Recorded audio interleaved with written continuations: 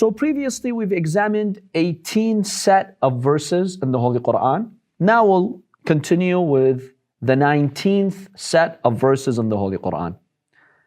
That's in Surah Sad, verses 55 to 57. Allah subhanahu wa ta'ala states, هَذَا وَإِنَّ لِلطَّاغِينَ لَشَرَّ مَآبٍ. The taghin, those transgressors, the evil ones, they will have the worst destiny and fate. What is their destiny? جَهَنَّمَ يَصْلَوْنَهَا فَبِئْسَ الْمِهَادِ. Their destiny is Jahannam, the fire of hell. Then Allah subhanahu wa ta'ala mentions one punishment for them here. هَذَا فَلْيَذُوقُوهُ حَمِيمٌ وَغَسَّاقٌ. They will drink in hell Hameem and Ghassaq. What's Hameem? Very hot. Very hot. We've seen this in previous verses. It's boiling water that the people of hell will be given to drink. Remember, in hell, the people will get very thirsty. And sometimes when you're so thirsty, anything that's given to you, you just inadvertently take it. So they're literally dying from thirst and they're given boiling water to drink. وَغَسَّاقٌ. What's Ghassaq? Ghassaq, according to one tafsir, is water that's so cold it stings you. Look at the punishment here. They alternate between boiling hot water and freezing cold water. Imagine if you can have liquid water that's like negative 200 Fahrenheit. Can you imagine like what that does to the skin and the body? That's one punishment for the people of hell, the evil ones. There's a second tafsir about Ghassaq, which verse 57 of Surah Sad states. The second tafsir states that Ghassaq is a spring in hell that gathers all the poison of all poisonous animals, such as scorpions, such as snakes in hell, and they are made to drink from that. So it's concentrated, fiery poison. This is the second meaning of Ghassaq. Ghassaq. That's in Surah Sad, verse 57. This is the punishment that Allah gives to the people of hell. And what was the boiling water called? Hameem. Hameem is the boiling water. Then verse 58 states, وَآخَرُ مِنْ شَكْلِهِ أَزْوَاجٌ. وَآخَر means other types of punishments. مِنْ شَكْلِهِ, from this type of punishment, أَزْوَاج. Azwaj means colors and types. In other words, the Quran is saying, we've just given you a brief glimpse, but they will have many, many other types of punishments, other types of drinks that will punish them. Does that azwaj also mean like? Azwaj means pairs. Yes. Azwaj means types, pairs. So pairs of punishment for them. هَذَا فَوْجٌ مُقْتَحِمٌ مَعَكُمْ لا مرحبا بهم إنهم صالوا النار.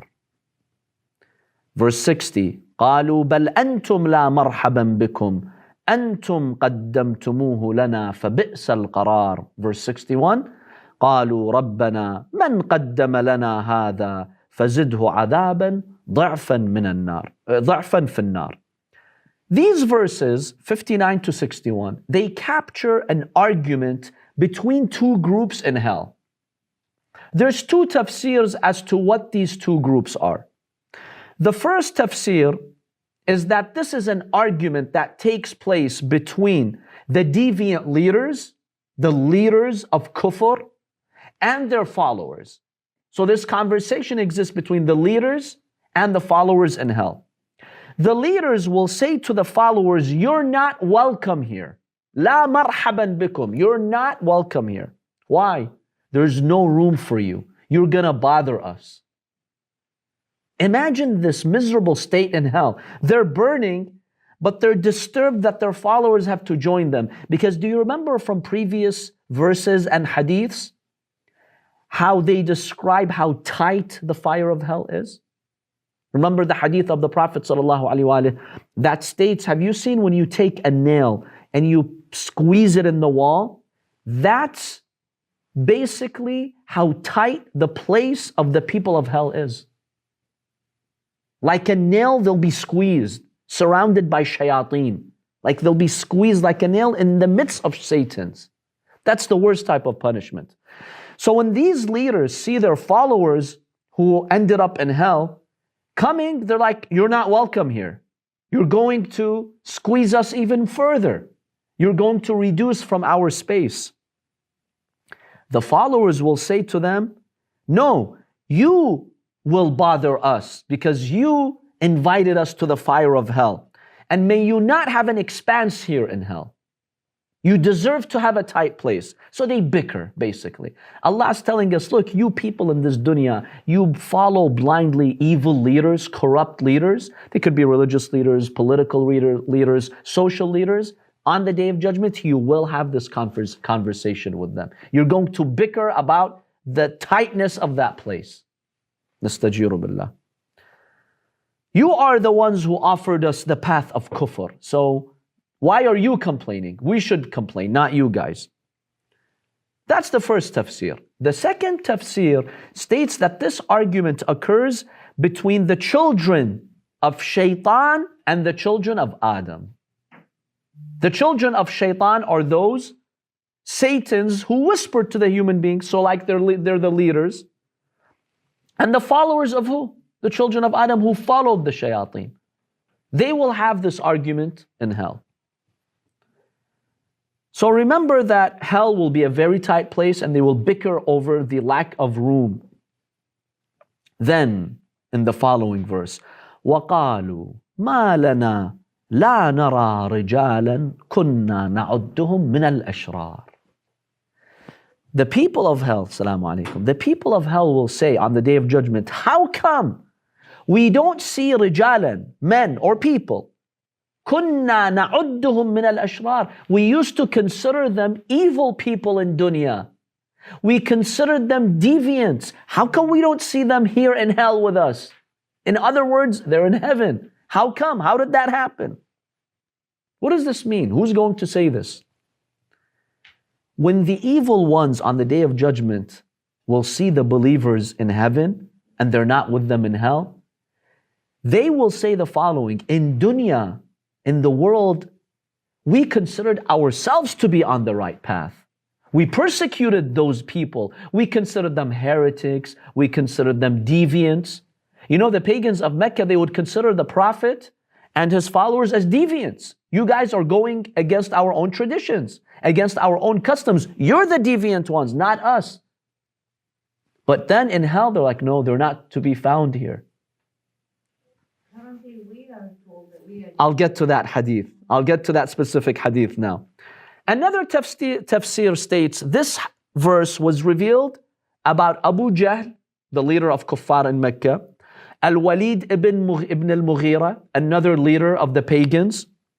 They will say in hell, how come we don't see Ammar, Khabbab, Suhaib, Bilal? How come we don't see them here? Because in Mecca they accuse them of being deviants by following Muhammad sallallahu alaihi wasallam. So Abu Jahl is going to say, we considered these people evil in dunya. How come we don't see them here? Now, sister, you referred to this hadith. The tafsir of Ayyashi, one of our Shia books of tafsir, it's a hadith tafsir. It narrates a hadith from Jabir. Which Jabir? Jabir ibn Yazid al-Ju'fi, not Jabir ibn Abdullah al-Ansari. Jabir ibn Abdullah is the old companion who made it to Imam Baqer alayhi salam. Jabir ibn Yazid al-Ju'fi, he's the companion of Imam Sadiq alayhi salam. He says, Imam Sadiq commented on this verse. SubhanAllah, see how applicable today this verse is.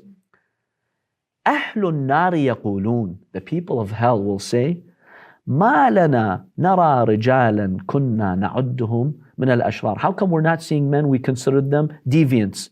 يعنونكم لا يرونكم في النار. They mean you, the Shia. They don't see you in hell. لا يرون والله واحدا منكم or أحدا منكم في النار. Imam Sadiq states the true Shias, they will not see any one of you, not a single person in hell.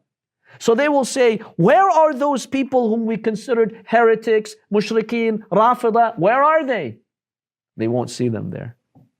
So the ta'wil, the inner layer of this verse, is about the followers of Ahlul Bayt. Because there are Muslims who consider them deviants, mushrikeen, heretics, you have to kill them. We see that rhetoric, right? That ideology. So they will regurgitate this same takfiri ideology in hell. Subhanallah. Now let's stop at a very fundamental point here. Does this mean that the people of hell who say this, they really thought they were on the right path in dunya? Because one verse in the Holy Quran states, وَجَحَدُوا بِهَا وَاسْتَيْقَنَتْهَا أَنفُسُهُم. The evil ones, they know they're on the wrong path. Whereas this conversation seems to indicate that they were fooled. They really thought they were the guided ones and the mu'mineen were the disbelievers, so they're confused in hell. Hey, where are those people whom we considered evil? There's two possibilities here. These people, yes, they really thought they were doing good in dunya.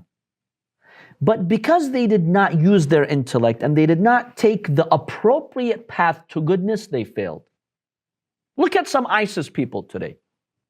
Some of them really think what they're doing is right. It's not like, yeah, I know what I'm doing is wrong, but let me do it anyways because of X, Y, and Z. No. They really think that they're going to have dinner tonight with the Prophet if they go and blow up themselves. They really think that.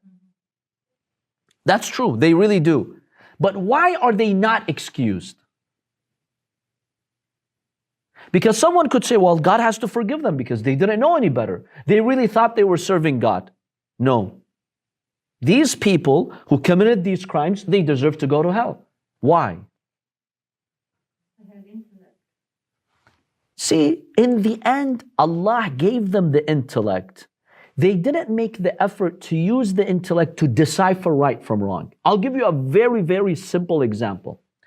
When a suicide bomber goes and he kills not combatants, civilians, women and children in a bazaar, this person, the least that you can tell this person rationally is that you claim you're following the sunnah of the Prophet, right? I don't care what you think about the Shia. They're heretics, they're kuffar, you've been brainwashed, okay. But show me one example in the life of the Prophet where he told his companions to kill innocent civilians who were even pagan mushriks. Show me. Even in your books. Bring me Bukhari, Tabari, whatever you want. Any book of seerah where the Prophet says, look at those mushrikeen. We have no doubt that the mushrikeen are cursed in the Quran, right? Where did the Prophet tell his companions, go and slaughter kids, mushrik, the kids of mushriks? Show me one example. I'll even take a weak hadith, a weak narration.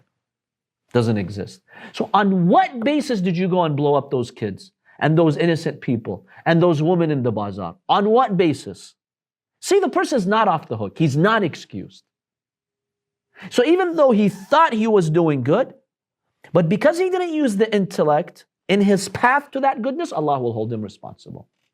So that's one way of understanding this conversation that occurs in hell. The second possibility is وَجَحَدُوا بِهَا وَاسْتَيْقَنَتْهَا أَنفُسُهُم. They knew they were wrong, but they don't want to admit it even in hell.